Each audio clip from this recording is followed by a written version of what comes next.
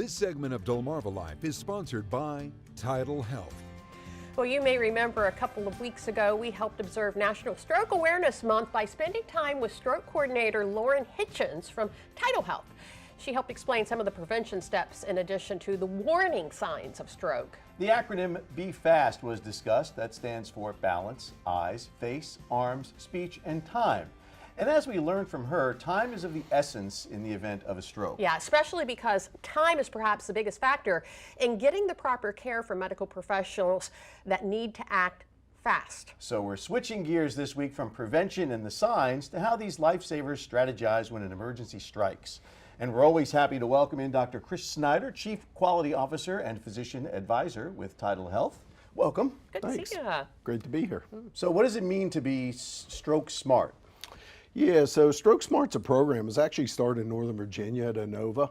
And it's basically a complex of information to give to the community members, like Be Fast is one of them. But what it does is just helps awareness for that notification of when you have a stroke symptom to getting to the building. Because once we get you in the building, it's a pretty rapid process that happens within 30 to 45 minutes where we get a CAT scan, all those things. But getting in the building or people recognizing it is really, really important because that saves time, because time is brain. And that's what we're looking for.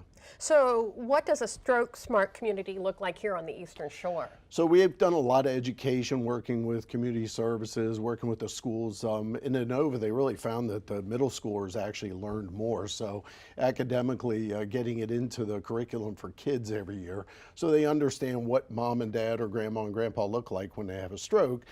Kids can call 911. So we encourage folks to push 911 with these stroke symptoms. Again, getting them into the building is a much safer event and prevents brain loss, so especially with an acute stroke. So I think, you know, the education is huge, and anybody can learn to do Be Fast. I mean, you don't require a medical degree for that or a nursing degree. You know, again, getting people to understand the signs and symptoms really does save us a lot of time. You kind of touched on this a little bit when you talked about, you know, for children to recognize if, you know, grandma and grandpa are having a stroke. What other ways does TidalHealth kind of help people outside of the hospital? Yeah, so we have counseling services, and we work with our rehab centers. A lot of our strokes come from nursing homes, from rehab centers.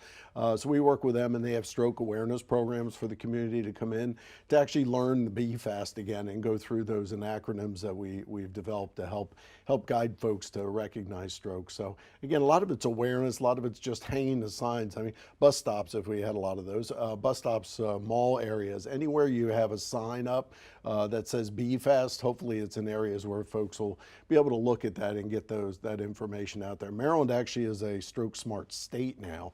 Every county in the state, we worked on the 3 counties on the lower Eastern Shore, and so Maryland actually publishes this information out there for us to utilize.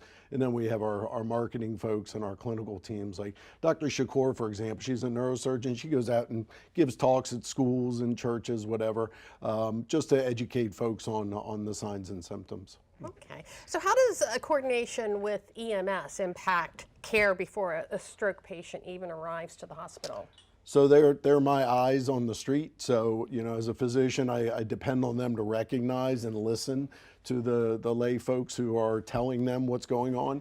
So even the 911 attentive folks in the central area where they actually make the calls out, it's important they understand that when people express things, because again, non-medical people aren't going to use the right terms in most cases. So it's just being able to say, yeah, their vision's just not right, or their face, or they have slurred speech, or whatever it might be, saying, okay, guys, we need to get that patient to the ER rapidly.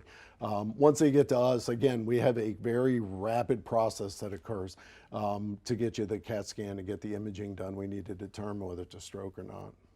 So we can never say this enough, but for folks who are watching, just again, the immediate signs, the things to look out for, the takeaways for people.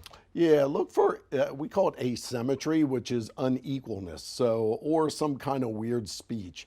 So when you see a face or an arm or a leg that's not working right, especially with people who have cardiovascular disease. So remember, AFib is the most common cause of stroke. AFib is an irregular heart that a lot of people have, that we put you on blood thinners. But again, it's one of those those things. If they're having palpitations and they're not moving their right arm right, give 911 a call. Don't play with these things. Get them to us. I'd rather be wrong with that initial impression than miss the opportunity to fix a stroke and give a clot busting drug. And we talked about BFAST, and in case you missed it the last time when we had Lauren on the show, we're going to put that on our website, Great. what that stands Wonderful. for. So just click on what's happening today. Dr. Snyder, thank you so much. Very important information. Thank you.